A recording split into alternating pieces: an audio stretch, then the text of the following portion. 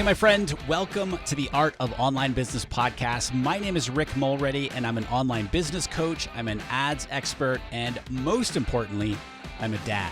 And this show is where we help established online course creators and coaches create more profit, more impact with less hustle. All right, let's get into it. All right, welcome back to the show, my friend. Pumped to dive into today's episode with you. Thank you, as always, for tuning in. So in our Accelerator coaching program, we help our members do lots of things, right? Namely, we focus on three key pillars, and that is we help them increase their profit, increase their impact with less hustle. And we do that through the lens of optimizing your systems and processes, optimizing your sales and marketing, and optimizing your mindset. And I'm going to share with you two things that I see time and time again that hold people back from scaling their business. And I speak from experience on this because I went through these things for a long time in my business. And my team would probably argue that one of these things I'm still doing in the business to an extent, much, much better than it used to be. And so I'm going to share with you what those two reasons are today that your business is not scaling, which actually each of these two things hits on those key pillars of the business that I just mentioned: your profit, your impact, and the amount of time that you're working on your business. And before I share those two things with you, regarding our Accelerator coaching program, we're accepting applications, okay? And Accelerator is a one-on-one group coaching and mastermind experience all wrapped up into one program. And this is for established online course creators. Maybe you have a membership or online coaches. And by established, I mean you're already doing at least 100K per year from your online business, or maybe you're pacing to 100K right now and you want to scale, you want to take things to the next level, right? You want to have a bigger impact and generate more revenue and higher profit without working all the hours, but you're not quite sure how to get there. You're not quite sure what the next steps are to do that. You're likely feeling overwhelmed. You're doing all the things in your business, right? And you're maybe feeling stuck. And that's the worst feeling, because I know I've been there many, many times. Right? Well, these are the things that we help you overcome and blast through, if you will, inside of our Accelerator coaching program. Again, we're all about helping you increase your profit, increase your impact with less hustle. And I say profit because revenue is great, but if hardly anything of that revenue is actually going in your pocket, going in your bank account, profit. It's all about profit, my friend, right? Again, top line revenue is very, very important, but how much of that is actually going in the bank? We help you optimize that as one thing inside of Accelerator. So this is application only. If you want to learn more and apply, go to rickmulready.com/accelerator. Okay. All right. So for the basis of this discussion on two reasons why your business isn't scaling, I'm going to make the assumption that you're already doing at least six figures in your business. Maybe you're doing multiple six figures. Maybe you're doing seven figures, whatever it might be. Okay. So for the baseline of this conversation, that's the assumption. I also want to add to the baseline for this discussion. I want to share a story with you of a student that was messaging me recently, and they're feeling really, really overwhelmed in their business. They're feeling very scattered in the business. The business is feeling very heavy to them. They are an expert in their niche, and their niche is actually quite niche, but they're an expert in it. Okay. And they have a really successful membership. And like so many of us entrepreneurs, right? They have shiny object. In their niche, there's a lot of different things that they can do, a lot of different directions that they can go. And so outside of the membership, this person is doing a lot of other different things that have presented themselves because, again, there's a lot of opportunities to serve people in the niche, but it is causing a lot of overwhelm. Their team has grown really quickly. There's the stress of, because of that increased size of the team, payroll and so forth. And so let's use that as the foundation. Okay. Again, their main thing in the business is a very successful membership, but they also have a bunch of other things, courses and events and other opportunities that they do, which is causing, again, it's causing really good growth in the business, and it's giving them an opportunity to help more people, but at the expense of the business feeling really heavy and a lot of unhappiness in the business. And like every month there's a fear of, will I be able to, pay my team because my team has grown? Okay. So with that as sort of a baseline and the assumption that you're already doing a minimum of 6 figures in your business. Okay. The first reason that your business isn't scaling is that you are the bottleneck. You are the bottleneck. Everything has to go through you. Again, I'm speaking from experience here. I went through several years where everything had to pass through me. I had to approve of everything. I had to, say, yes or no before this went out or what have you. When your hand is still in every part of the business and every decision needs to come through you, you are slowing down forward progress in your business. This is going to affect your profit because forward progress in your business isn't happening as quickly as it could if you weren't the bottleneck, right? So the amount of revenue, the potential revenue that you could be making if your business were moving more quickly without you being the bottleneck. I'm not saying speed just for speed's sake. I'm saying things are slower because you're slowing them down because you have to approve everything or everything has to come through you or you have to do everything. So that's going to affect your profit. Certainly going to affect your impact because if we're the one person who's holding things up from getting out there, it is limiting our impact, right? And that is certainly impacting the whole hustle thing, right? Because that is certainly not cutting down the amount of time that we are working. We're actually probably working more because we're having to approve everything and do everything, et cetera. Okay. So you are the bottleneck. You being the bottleneck, it will hold you back from scaling your business. So going back to the example of my student before, one example of this was the CEO of the business was notifying, they send something special to their members when they join. And that person, my student was notifying the appropriate person on the team when to send something out to a new member, for example. That's just a very simple example of something that there is a process there that needs to be improved, a system that needs to be improved, right? The other thing too is that this person also has created, again, lots of opportunities to serve the audience that this person is in, the niche that they're in. This person also has almost like another business unit, which is very successful, but it's being held back. The growth of it is being held back because this person, the CEO, is actually overseeing that business unit along with everything else. So that person is 100% the bottleneck. And there's tens of thousands of dollars per month in revenue that is not coming in because of the bottleneck. Okay.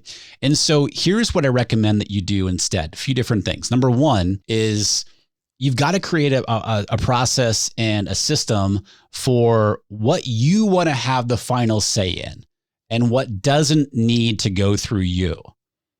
Okay. So for example, like super, super simple, if you are sending an email out to your email list, and let's just say that you have somebody writing those emails, you get to decide whether you are the final person to review that email before it goes out, or is somebody on your team responsible for that? It's just a super, super simple example, right? Or if somebody's doing your social media, are you approving everything before it goes out? Or are you empowering the social media person who's doing it to do that for you? That's just a simple example. Okay. So number one, you want to create a process and system for what you want to have the final say in and what doesn't need to go through. Okay. And it's pretty simple, right? And again, there's no right or wrong there, but it does become an issue when we want everything to go through us. And so keep in mind here that this is systems and processes related, but it's also very much a mindset of letting go. It's one of the hardest things that we, get to do as the CEO when we go from day-to-day entrepreneur to the optimized CEO of our business is that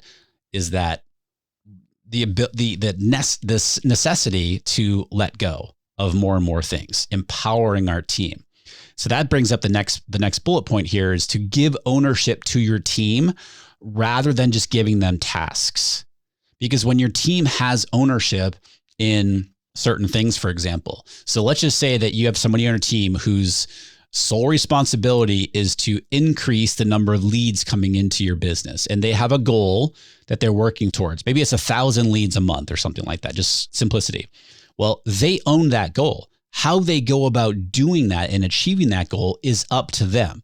Of course, as long as it's through the lens of your values, et cetera, right? But they own that goal. You are not, unless they come to you with a question. By the way, when they come to you, they should be coming to you with at least 2 possible answers, recommendations, and then you both can decide, or you can put it back on them to decide, right? But they own that. They own the result. Okay, so that you have to give ownership to the team. And then the next thing is you need to empower them to make decisions based on whatever they're owning through the lens of your values, your goals, and your vision for the business. And then the next thing there with these things is you got to let them make mistakes. This is super hard as a CEO, but you have to allow them to make mistakes. It's okay to make mistakes, right? Now, if the same mistake is happening over and over and over, that's an issue, right? But if we don't allow, if the team doesn't feel like they can make a mistake, that's not a good thing, right? So you have to let your team make mistakes. And you have to let them know that it's okay to do that, right? Again, if it's happening over and over, that's a problem. But they have to know that it's okay to make mistakes. Hopefully we're learning from it. We're looking at why things happen, et cetera, et cetera. Okay. And the final point here is, and I heard this from a coach I had years ago, was what we call the 24-hour rule. So what that means is if you have to make a decision on something, and the team or the person who hasn't heard back from you or is waiting to hear back from you, I should say, on whatever you say, if they haven't heard back from you in 24 hours, they make the decision that they feel is best and they run with it. I've used this in my business because I'm often slow to get back to my team sometimes. It's like 24-hour rule. Like 24 hours has passed and you're waiting on me. You got the green light to make the best decision that you think is right and run with it. So what would it be like if you instituted a 24-hour rule in your business and you told your team, like, look, if you are asking me a question that you need my okay on something for whatever reason, and you haven't heard back from me in 24 hours, you got the green light. Go for it. Make the best decision that you think is possible. Okay. And so being the bottleneck is 100% slowing you down in your business. Being a bottleneck could also look like if you are doing multiple roles in your business still as the CEO. Here's what I mean by that. One thing that I think my students should, this example I've been sharing with you, one thing I absolutely think this person should do is to hire an integrator. The integrator is the how person. You as the CEO, as the visionary, you're the what and the why person. You say, I want to do this. And whatever this is, and the why. What is the context? Why do you want to do it? Where does it fit into the overall, the goals of the business, the vision for the business, the values of the business? Because when we just say like, I want to do this, and then you stop there, person on your team's like, okay, I'll go do it. But it means so much more to your team when they understand where this fits into the overall puzzle of the business. So give them context as to why what you're asking them to do is important. So you're the what and the why person as the CEO, as a visionary. Your integrator is the how person. They figure it out. They either do it themselves or they align the necessary resources on your team. Or if there's not somebody on your team, they will find the person. Okay. So the integrator can remove you being the bottleneck of being responsible for so many things in the business that you're moving more slowly because of the fact that you're doing so many things and working so many hours, which is going to affect, burnout and happiness and all that's a whole other, we talk about that here on the show. Okay. So reason number one, you being the bottleneck, you've got to remove yourself from being the bottleneck in your business in order to scale. The second reason that is keeping you from scaling is simplicity or the lack thereof. As I like to say, simplicity scales. Simplicity is actually what can scale your business more quickly. Because the more complex your business, the more moving parts you have, the harder it becomes to scale because your attention is scattered. There's so much more in your business, and that complexity often invites overwhelm in your business because things are so complex, okay? And a lot more than they need to be, okay? So the simpler that your business is, the easier it is going to be to scale. So let's look at this in some concrete examples here.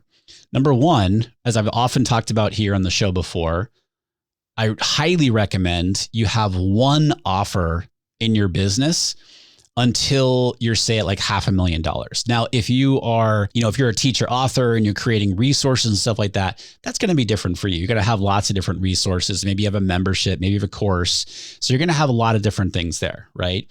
But outside of that, if you're a course creator or you're an online coach, or maybe you have a membership, one offer, focusing on that one offer until you hit, say, $500,000 in revenue from that offer, then you can start thinking about additional offers. I made this mistake early on in my business because I thought the more offers I had, the more money I was going to make. And at one time, I had a Facebook ads course for online entrepreneurs. I had a Facebook ads course for local businesses. I had a Facebook ads course for ads managers.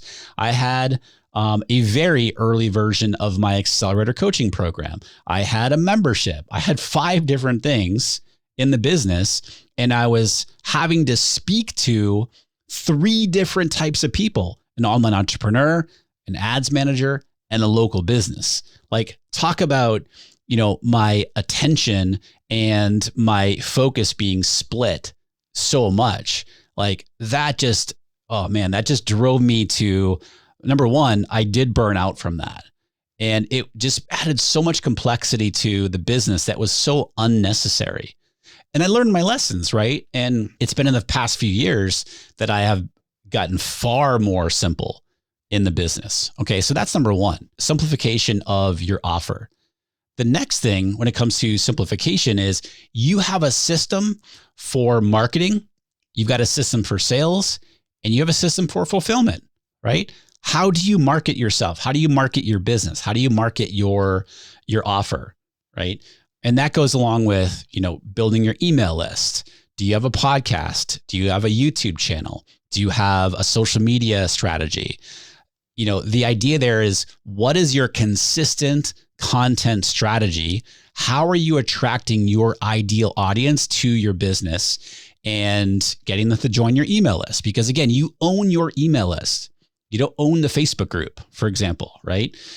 If Mark Zuckerberg decides to just tweak something in the algorithm or whatever for groups, and your group gets shut down for whatever reason, you don't own that. They're gone.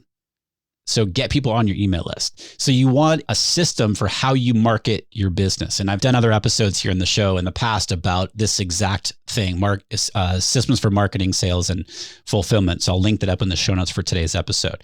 The next system is you want a sales system. How do you sell your offer? Do you sell it via email marketing? Do you sell it via an automated webinar, mixing in with live launches? Do you sell it after a video? You send people to a video, whatever it might be. You want a clear system for how you sell things in your business, sell your offer. The next thing is fulfillment. What is your system for fulfilling on when you sell your offer? So when somebody, enrolls in your coaching program, what happens? What does it look like? What's the experience like? What are the steps that happen? And so you want to make sure that that is happening in the business. So what I've just described to you is simplicity in how you market, how you sell, and how you fulfill in your business. And then finally, what kind of team do you need to support those systems and for where you are taking your business? Notice I didn't say where your business is right now, because you want to be building your team for where your business is going, right? And so this is what I'm talking, everything I've just described there is very simple. Notice we don't have 5 different offers and we're like, oh, we can do this, but I'm doing like $80,000 in course sales, which is great, by the way.